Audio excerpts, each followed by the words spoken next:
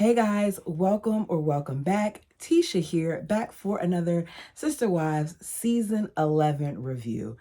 This episode had a lot going on, and I found myself struggling with the notes a little bit because of how much was going on.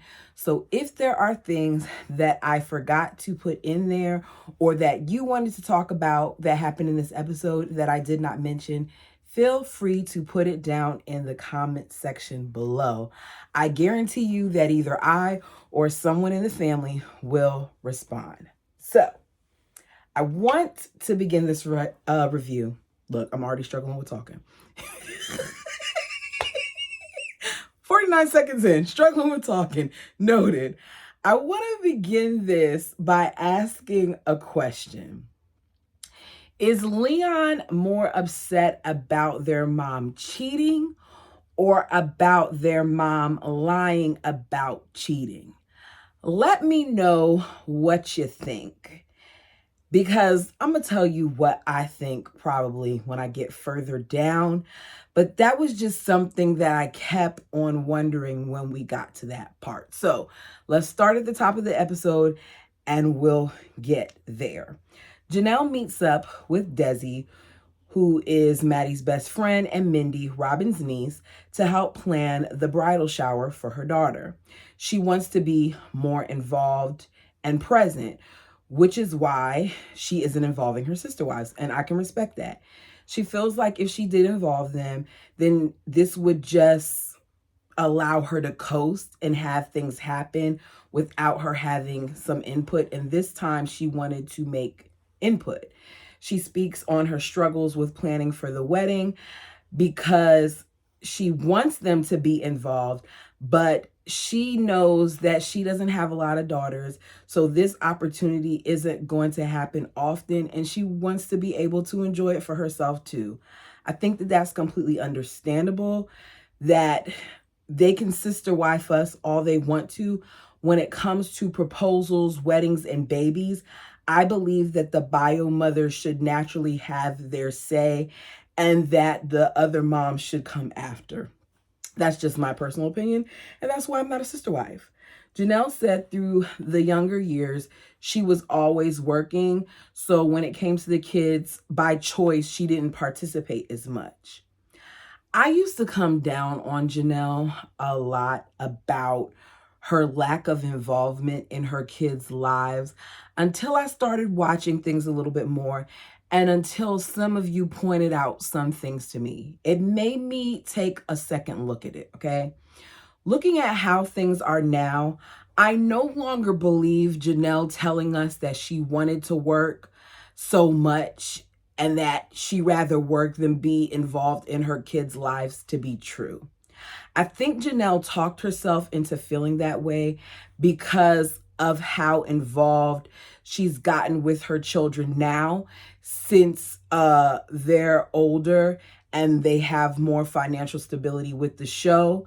I think that she was allowed to be put in this place where she could be involved. And if she was truly such a worker bee, then even now she would have, well, she does work, but she would have went back into the field. She had a government job. She could have tried to figure out other ways to get back into that situation. So I feel like it was more to it than what Janelle has always said, which is that she just loves to work. Look at how she was there for Maddie during her various pregnancies, how she refused to kick her kids out during COVID. These are not actions of someone who's not involved with their children. I think a lot of what she did in the past had to do with money. She had to work because Janelle was always the breadwinner.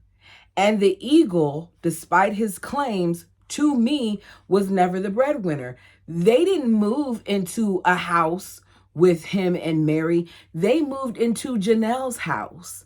They were renting from Janelle. Janelle had money before she even got involved with this family. So Janelle, to me, even allowed the optics to look like something it wasn't, and at some point believe what she was saying, because she wouldn't be this involved. I just keep thinking there's no way that a woman who was all about work, and then come the kids, and how I much rather be, at work than be at home with the kids, is now all about the kids and not about work. It just doesn't match up. You tell me how you feel. I know that was a little all over the place, but just follow my brain. Just follow it. Just follow it. She said in the past, she's just shown up and not been a decision maker. And now she wants to be. She does not want a theme for the shower, and she doesn't want there to be lingerie given out. I'd like to say that that's kind of prudish of Janelle, but I have to remind myself of their belief. And that's not something apparently that is common to them. While watching it, I was like, okay, girl, this is a bridal shower, not a baby shower. She's 19. She's going to get some sexy gifts in her bag. Like, it's just going to happen. Janelle feels like it's extremely tacky. She even wants to put on the invitation to please keep your gifts classy. Mindy steps in and tells her she can't do that. Janelle, this isn't your shower, boo-boo. I'm with Mindy on this one. You can't do that. She said that she just doesn't, she doesn't care, but she really doesn't want to see her daughter's lingerie. She doesn't need to see her daughter's lingerie. Let me tell y'all something. She hate to be my mama then. Because my mother called me the other day on FaceTime, and I was in the nude. And I was in the nude and I was looking at myself because I have this really, really tall mirror that goes from the floor to the ceiling. And I was sitting on my bed and I was looking at myself and I was like, oh my goodness. I said, girl, you looking like a can of biscuits there. What is going on? So my mom called. I just decided to show her the same can of biscuits I was looking at. So instead of answering the phone so she could see me, I answered it and showed her the mirror.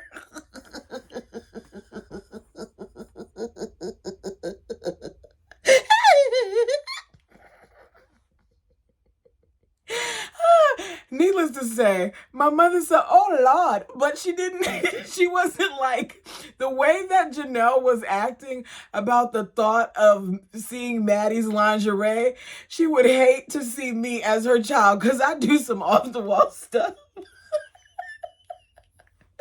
Okay, let me get back on my notes. Christine says she got something naughty for hers and she just took it back. They use words like naughty to describe lingerie. Put that into context, that they think that giving a soon-to-be married young woman lingerie is naughty. Desi says she would like for them to surprise Maddie with something. She knows that they do dances and things like that. They don't have to do that, but she wants to do some type of surprise. And Mindy recommends there to be strippers as a joke. Of course, we know that's not going to happen. We then have this talk with Tony. So Kody has a pep talk with Christine about Tony. He's meeting him to have lunch in hopes that he can convince them to push the wedding back. In my mind, this is a simple fix. Let them pay for it or let them elope. I'm not stressing myself out about my 19-year-old getting married. If you want it so badly and I told you what my conditions are, and I say to you, can you at least push it to after this date, and you decide you don't want to do it, then you can pay for it yourself. Kody says he's going to say to Tony, we have to make it special. They're going to try to keep this negotiation open. I hate that he keeps calling this a negotiation. I don't like that term. We get a flashback of their previous discussion, being reminded that he needs them to wait so the family can afford it. He brings up Mary having a nice wedding with swines and blown glass and mirrors on a cake. But even having all that, she had regrets, and how Christine's father did the best he could do. And Christine still didn't feel like she had a great wedding. Well, now she did. And I love that for her. Janelle having hers in Kody's mother's front room. Janelle, who always, made the most money in the beginning, even then, always seemed to settle to me. He continues to say that he wants them to wait till March, given all of these thoughts about his wife's previous weddings. He did not mention the bird in that, which I thought was interesting, but I don't have any notes about the bird. If he did, I didn't write it down. So he wants to negotiate to December, at least. He preferred for it to be in March, but he's willing to negotiate to December, even though they want it to be in August. This is a waste of time, in my opinion, but that's just me. If you already told them what you want, I don't understand how many more times you have to have this discussion. Tony says this is going to be a man-to-man talk. We see them meet up for breakfast and have this uncomfortable talk. But it doesn't matter because Mykelti is in confessional saying that she doesn't care about all that. She's not going to change her date. Bottom line is Tony wants them to wait till spring, but not Tony, Kody. I don't know why I keep saying Tony. Kody wants them to wait till spring, but thinks Mykelti will make a grand December bride. This is what he's telling Tony. Tony chuckles because he knows Kody is full of bleep. Tony isn't down with it because Mykelti does not want December. We've heard her say it. She doesn't want December. Multiple times, the same shot over and over again with that same teal, aqua blue, whatever color shirt on. She doesn't want it. He lets us know that Mykelti actually was willing to elope, and he's the one who talked her out of it and pushed it to them waiting a month. Tony says that Mykelti felt like him not wanting to elope and him being willing to even push it back a month was him being generous. I disagree. Generosity to me would have been him paying for this ish himself. Sorry, but I'm not sorry because Tony comes off as entitled to me the same way she is. They want to be married so badly, then pay for your marriage license and do it. Apparently, maybe the parents haven't gotten their TLC check. Maybe the Sister Wives Closet isn't putting out enough money for them to pocket this. And that maybe the MLMs aren't MLMing. But either way, Kody is saying financially it's going to be a stretch for them. Respect that. Mykelti then tells on her future husband because she lets us know that she wants a wedding with close friends and family. Now, they got a lot of family, so how small is that really? Tony says he wants a big one. So Tony, once again, in my opinion, is trying to take advantage of the situation. I wonder if he thought that the family had a lot of money, not knowing that the bird and the bald eagle were wasting it all on oogly jewelry and oogly paintings. Because why is it that you have such high expectations? Because as I said in a last review, he even suggested in confessionals that they put a loan out in order to take care of this against their home. How selfish is that? Kody begs Tony to change the date. He says, you waited 21 years to have sex, so he can wait another 6 months. When he said it, I was like, Kody, you don't know if that man is a virgin or not, nor is it any of your business. He said, this is Kody, he wants them to stop twitching, to get their intimacy together, to not be sexual and learn to know each other. His purpose isn't about virtue and chastity. It's about a gift that a husband and a wife give to each other, a wedding gift. Sometimes the way Kody speaks makes me cringe. Let's be clear, I'm not accusing him of anything, but you sitting there saying it's about a gift, a wedding gift. It's like, sir, he just can't tell us how magical it is. He said once the negotiation is done, because he loves that word, and they consummate their marriage, refraining from reproductive intimacy and warming up the plate he puts his food on. If he does this right, then Tony will thank him later. What in the hell is Kody talking about? I mean, at one point he was like, you'll say, thank you, Pops, thank you, Papa Kody, whatever you call me. You'll say thank you because you waited. I'm like, Kody, where are we going with this conversation? He's talking so much, y'all. Anyways, Mary talks about how her and the bald eagle weren't engaged longer than they dated. Janelle points out that it's different these days. And Kody says, we didn't have the experience back then to tell us to wait. He says all the problems that people are having is because they're not doing the proper negotiations beforehand or because they are having premarital sex. To me, he's calling it negotiation. I feel like it needs to be conversations, maybe counseling in my eyes, having the tough discussions before you decide to even get married, really. But Kody has convinced himself that what he's doing right now, this whole thing that he's having with Tony, that he's doing a good job. In my opinion, he's not. Tony says, you've had a lot of experience in weddings, so he hopes to be able to convince Mykelti. He's lying when he says this, because in confessionals, he admits to just saying that to get Kody to stop talking because it had been a long time and he wanted to eat. Kody plans on taking, Kody and Tony talk about him planning to propose. Tony lets him know, I'm going to propose to her tomorrow.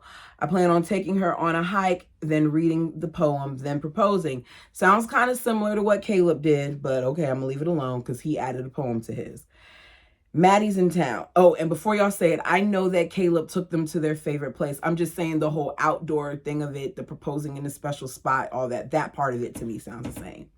Maddie's in town to check out the parents' wedding attire. No camos allowed, but Christine and Kody show up dressed in camo to get a reaction. Caleb loved it. We find out that the colors are sage, brown, cream, and blue. Janelle will be in blue per Maddie's request to stand out. The blue that she wore when they did that recommitment ceremony after she had slimmed down some and all that, Janelle looks so good in that royal blue. That's my favorite blue color. If y'all don't know, my favorite color is blue. And that is my favorite color, is that royal blue. It's something about the royal blue that just looks so beautiful on her. I think it makes her eyes pop. Either way, blue looks nice on her, and I hope that's the blue that she does. A cotton and lace text from Maddie is what helped Christine to understand what Maddie meant by bohemian and how to dress. We find out that Caleb and Kody have more in common, to the point where Maddie sees the similarities and wonders what she's doing, because at times she feels like she's marrying her father. They both wear a size 11. They both like the outdoors, etc. We even see Caleb step into Kody's shoes per his request. Kody is excited to let us know that they have a bromance. I feel like when I watch Kody with the guys, Kody over the years, when I see him with the different men, always seems to want to be accepted by the men, and he craves it. And I don't know if it's because he's surrounded by so many women or what it is, but I just see how giddy he gets when it comes to being around other guys. The Bird says at this point, Caleb is their favorite son-in-law, and if Tony wants in, he's gonna have to be around more. I get what she's saying, but at this point, who cares? He already got the approval, so whether he's around or not probably doesn't matter to him. Aurora says she doesn't like one more than the other, because they are two different people who are marrying two different people, which is a good point. We are reminded of the loss of Curtis through Caleb's tattoos, because he has tattoos on his arm. I believe it was like his birthday when he was born and when he passed. He speaks to Tony about that, and also that he lost his mother on March 5th. At that time, it had been a month. Tony says, I'm sorry, and he smiles. I know he did this out of nervousness. I'm just mentioning it to say, in case someone says it down below, that I do not feel like that smile was intentional. I just feel like that's something that he does not even realizing he's doing it. Janelle says that there will be a lot of holes when it comes to this wedding, because two of these people who would have played important roles are not going to be there. All right, y'all. I'm going to say now, if I make a mistake and I use the wrong pronouns, forgive me. It's not intentional. If I catch myself, I will correct myself. But we saw a lot of this person in the way that they used to identify, and it kind of throws me off when I'm taking my notes. So if I mess up, if you all know me, you know that I respect everybody's choice, and I'm not trying to deliberately disrespect anyone by misgendering them. Let's begin. Kody is heading to Leon with some of the boys to help Leon move their stuff into storage at the home in Lehigh. So they're moving out of their apartment, putting things in Mary's old living room in Lehigh. As well as he wants to talk to Leon about how Leon's feeling. Kody says in his lapse of judgment, he feels like he hasn't had a chance to talk with Leon, and Leon hasn't understood what the whole picture is. After watching this, I think that Leon understood more at that time than Kody.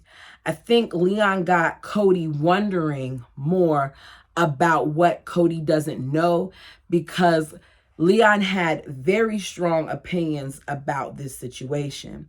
We're reminded yet again about the catfish and Leon saying Mary broke their trust. The wives point out how the sister wives provide various spaces for the kids to talk, but they make sure they never get in the middle of the sister wife and mother relationship. I don't think that they all maneuver like that, though. I think that that's their intentions, but I feel people like the Bird manage to get in there sometimes. But we'll talk about that later on in the season. The Bird says rule number 1 is don't take sides against the mom. We have Mary, who is glad that Kody is going to talk to Leon because Leon and Kody have a good relationship. And Leon is still trying to figure out who they are, being separate from the family. I don't think, aside from the other things that went on with Leon, I don't think that this is anything new. I think that a lot of children, once they leave their homes, try to figure out who they are outside of their family as their roles change, as they become adults, because just because you have the numerical age doesn't mean that you're an actual adult. So there's a transition that happens at some point to all children when they leave the home. Kody's goal is to work things out, make the family a safe place, and get them back together. He thinks he can motivate Leon to get on the right track in the relationship. I want to know, what would the right track be if you still don't have the true information? We'll get to that. He feels like if he can't do that, he can at least get Leon to want to go to counseling. Leon is coming home for the summer and is going to be staying with Mary, but just wants this to be fun time and wants to see the siblings. So you want to stay with Mary, but you don't want to talk to Mary. Make it make sense. Kody says he feels like them living together may help Leon and Mary sort it out. So we see after they move some things in, Kody say, I need to sit and talk with Leon for a moment. You guys go back outside, because some of the boys were there to help move. Kody says, I've talked to your mom and she said you're angry and you don't want to talk to her. Leon says, she's done a lot of bleep things. I don't know what that bleep is. I just know that they bleeped it. I thought she said effed up, but then I was like, okay, not she. I thought that they said effed up, and then I thought that they said ishy things, but I wasn't sure, so we're going to keep it at the bleep that they said things. It's not my bleep, it's theirs.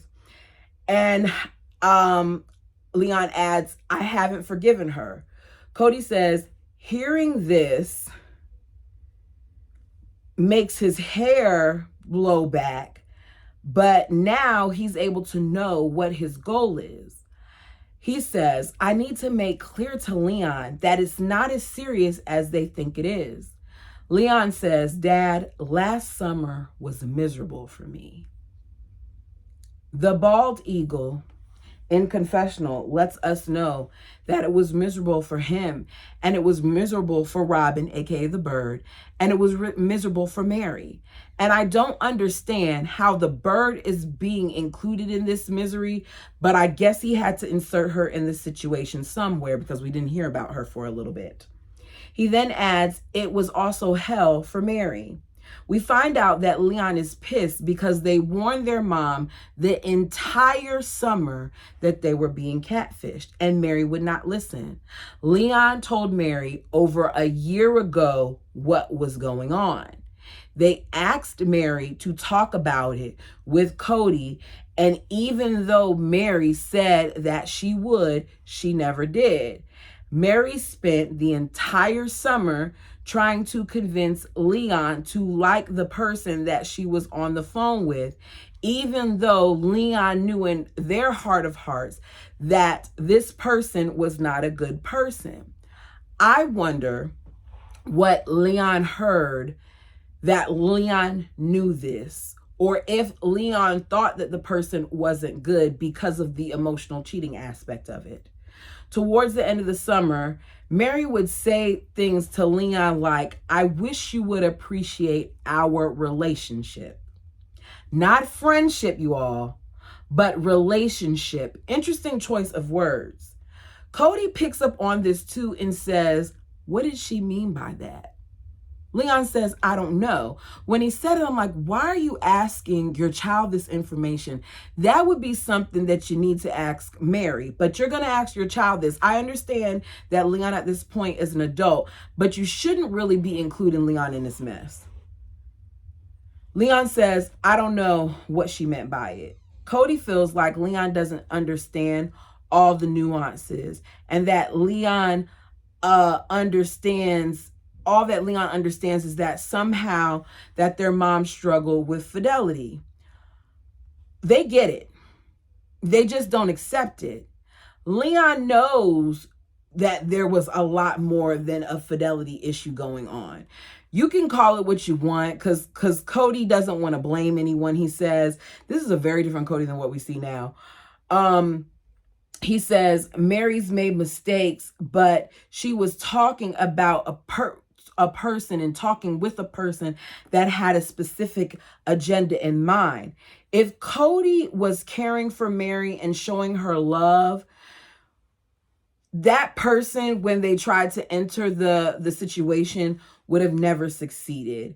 He says Mary's agenda was just to make friends. Leon says whenever she would bring him up or be on the phone with them, it made me dislike her even more. Mary, you can't be upset with the way your child is responding to you when your child already made it known that your child has a problem with what you're doing. Kody claims to have a hard time being mad at Mary because she was lonely and she was just trying to make friends. They weren't spending time together. She was just being catfished and they never met. Leon says, I don't believe that. I feel like Mom felt more than she was letting on. And being lonely isn't an excuse. Kody says, all we do by talking about this is basically alienate Mary more by saying these things and making her feel more alone. If this is the way that Leon feels, Leon needs to be able to express themselves because that is how Leon is feeling. Kody is sitting here worried about what people say when he obviously has not said and done right by his wife, Mary. Your child is telling you that they were made privy to things that you obviously weren't made privy to. Worry about that. Stop trying to dismiss Leon's feelings and to excuse Mary's behavior, and just take in what your child is telling you, because your child isn't just mad, your child is hurt. Kody says, so you're saying she's not coming clean? What do you think was really going on? And Leon says, I think she had feelings. Kody says she admitted this to us. She admitted having feelings for this person. And we find out that Mary, even though she on camera told the adults as well as us that she had feelings for this person, that she did not tell this to her child, that she kept telling Leon it's a friendship, and Leon didn't believe it. Kody says that flirting and some deep feelings, it was just infatuation. It wasn't some kind of love. What part of that, with Kody saying flirting and a little bit of deep feelings and some infatuation, sounds like something that a wife should be doing? Does Kody really believe himself in this moment, or is he just saying this because it makes him look like the understanding husband that we know him not to be? He says, Leon, Mom was never going to leave me. Leon lets Kody know, pop, let me pop that bubble for you right quick, Pops. Pop, pop, pop, pop, pop, pop, pop, pop. Sorry, y'all. If that person was real, then I believe Mom would leave, as does a good portion of us. Now, Kody is sitting here thinking about what Leon is saying. And Cody's like, wait a minute here. I'm being swayed by Leon. Nancy was worried about me pulling Leon to my side, but I'm starting to think that Leon is pulling me to their side. Kody wants Leon to empathize with their mom. Meanwhile, Leon finds it hard to even speak to their mom. This conversation goes deeper than I think any of us understand. For Leon to say that they find it hard to even speak with their mother tells me that Leon knows more than what's even being disclosed to Kody in this setting, with them sitting side by side on the couch. Kody says, you're holding a grudge, but I feel like I was the catalyst. We were doing poorly and she got lonely. On some level, even though Mary is culpable, I'm culpable too. He says, I'm sorry this happened, and he was a catalyst with making this happen. Leon doesn't think so. Leon doesn't see this as Kody's fault. Leon really, in this, isn't hearing to me what Kody's saying about the portion that Kody's taking blame. I think that all Leon is seeing is that their mother was about to destroy the family. He said, we failed to protect our relationship and make it special, and I was a part of it. Mom and I kept machine gunning on each other to the point where it was so bad that they wanted to say goodbye forever, which means at one point, the both of them didn't want to be bothered with each other, kind of to me implying that that would have been a divorce. They dug a hole with each other, and they're both deep down inside this hole, and now they're putting dirt back on the hole so they can stand on it. And Nancy said, just let all the other crap go. Leon interjects and says, that's easier said than done. And I got to agree with Leon, because if you don't address the issues, how are you supposed to let it go? There are things that have happened to me in my life that I may have not addressed at times, and they still creep to the surface sometimes because I may not have been able to say what I wanted to say to that person in that moment, and that I felt like I needed to say. And as a result, I found myself years later, as this grown adult woman that I am, addressing things that happened to me in my teenage years or in my childhood because of how it affected me later in life, right? And I didn't realize how much I needed to address some of those issues because they were showing themselves in other areas. And those people did not deserve that from me. I feel like when you suppress so much of yourself and you're not able to get it out, that sometimes it causes this bigger eruption to happen. And I feel like that is what occurred in this family. I feel like that's what caused harm to them in various aspects. Even with what has happened recently, I feel like there's been things that have led up to some of these things. And I'm not blaming it solely on this, because when it comes to, what happened with Garrison, there are things that lead up to it. But when you aren't dealing with your emotions, the depression, the hurt, the pain, it manifests itself in different ways. and it's harmful. In confessional, Kody says, at this point, the whole world knows. Come on, Leon, stop asking for punishment. You go into the checkout line in the grocery store and there's a magazine that says married catfish. Is Kody going to be able to save the family? How humiliating is that? He says, he told a story about one of his bosses basically saying, like, you signed up for this by being on TV. And he says he didn't sign up for every bleep in the world to come at his family. He didn't sign up for somebody to specifically target him, Janelle, Christine, and Robin, and get the weakest of them at the time. Someone who had been sick for 30 days and lost 30 pounds. Mary told us last season that she was sick because of the things that she was dealing with in regards to the catfish, and how much did Kody really care about her being sick and her losing weight when we didn't even see Kody going to any of these appointments with her? We saw Mary doing them alone because Mary says that's what she does. And she didn't want to put any more weight onto the family when they were already dealing with stuff. She was at the weakest state in her life, Kody says. Blame the person that did it. He says, I'm trying to work things out with your mom. I can't be in a bitter space with you, Leon. I'm moving forward here. It's under the bridge. It's we gotta start, going forward. Leon says, I just need to get there and I'm not there. I told her to give me my space and she really hasn't. So when Leon comes back, does that mean Leon is going to stay at someone else's house then? Because my question would be, what does space look like? Leon adds, she lost my respect. She lost it. And I don't think her saying, you need to respect me, is going to make me be like, okay. I don't agree with what Mary did. And I'm not agreeing with the way that they're handling this either. There is stuff that my mom may have said to make me upset or done to make me upset. Who she married may have made me upset. But at no point in time did I disrespect my mother.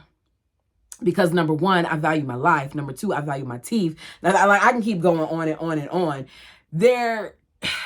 She hurt you. She pissed you off. She made you mad. You lost your respect. I get it. But at some point, you have to begin to address the situation. Leon says, she's pushing me. She says, I hope you figure out your stuff soon because I'm really sick of this. I'm sick of you being rude to me. And I'm like, how do you think I feel? Kody says, look, parents screw up. How about, you talk to Nancy about some of this? And Leon agrees to talk to Nancy, but not with their mother present. They say, I'll talk to her at some point, just not now. Kody says, I love you. Whether you reciprocate it or not, I don't care. That changed a lot, y'all. Your mother loves you, but if you don't reciprocate it, she dies. Kody shouldn't have said that. But this, to me, just shows how manipulative Kody is at times. Because why would you guilt your child like that by saying that? No, if you don't say it, your mom's still going to love you too. Then he adds, I love you unconditionally, like Mary doesn't too. And we find out that Kody's love is conditional. Because look how he treats the family members that don't say and do what he wants. He says, mom have attachments. That's what moms do. They have attachments. So do fathers. So do parents. Parents that really are involved with their children, yeah, they have some form of attachments. That's not necessarily bad. Leon says, you know how hard that is to put that on me? You're putting pressure on me. And Leon's crying. Leon adds, I'm her kid. They hug. Kody says, it's not as bad as we think.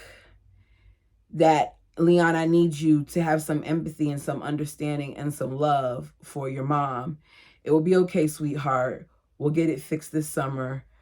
He adds, they've been struggling for years. They've struggled long before Robin came into the family, which makes me wonder why they even added Robin. He said we could either, try to make it work or we could split up. And that's kind of how they ended. Here are my thoughts. I wrote a whole bunch of stuff under here. Leon should have never been put in this situation. Kody should have never neglected his marriage. Mary should have been more focused on working things out with Kody rather than adding additional wives with the hopes of gaining Kody's favor. Seeing how things have played out, I'm not putting as much blame on Mary as I may have in the past. It's obvious that Mary was in desperate need of love, that she felt very alone. The problem for me is how she handled it afterwards. She did not own her part in the catfish. She lied about her intentions, and she provided an environment that allowed Kody to continue to emotionally abuse her. Kody got to a point where he no longer forgave her, whether it be his conversation with Leon or the pictures and the voicemails and the things that he was made privy to prior. He should have just manned up and said, Mary, I don't want you anymore. That being said, I struggle with Mary. She went through a lot. Sharing a husband 3 times had to be tough. We saw the way it affected Christine, and Christine only had to do it once. And that was just with one wife. Christine talked about how she never, ever understood how it felt until she was in that position, and it made her look at it differently. Add on to that Mary's inability to have multiple children. I feel like that destroyed her. Her worth was always wrapped up in other people, to the point where at the age she is now, I think that Mary still is struggling to figure out who she is. I don't know who I really blame when it comes to this, but it makes me look at things differently. I constantly go back and forth as to who was right and who was wrong, but let me know what you think. Y'all, this episode was a little lengthy in my notes. Sorry if I was all over the place. I think you all get the gist. As I said earlier, do you all think that Leon was more upset about the cheating or about their mom lying about what it was, which was cheating? That's my first question. And my second question would be, what do you all think made Kody switch from what we saw in this conversation with him and Leon to what we saw maybe a season or 2 later with their interaction that he had with Mary? Thank you so much for watching. Like, comment, and subscribe. I haven't said this in a while. I'm on the road to 2,000, y'all. I know that's a big number from where I'm at, but I have a goal in mind, and I know that it can be done. Thank you so much for watching. Every like, every comment, every share, it helps me grow. And I appreciate you because you don't have to do it. Until next time.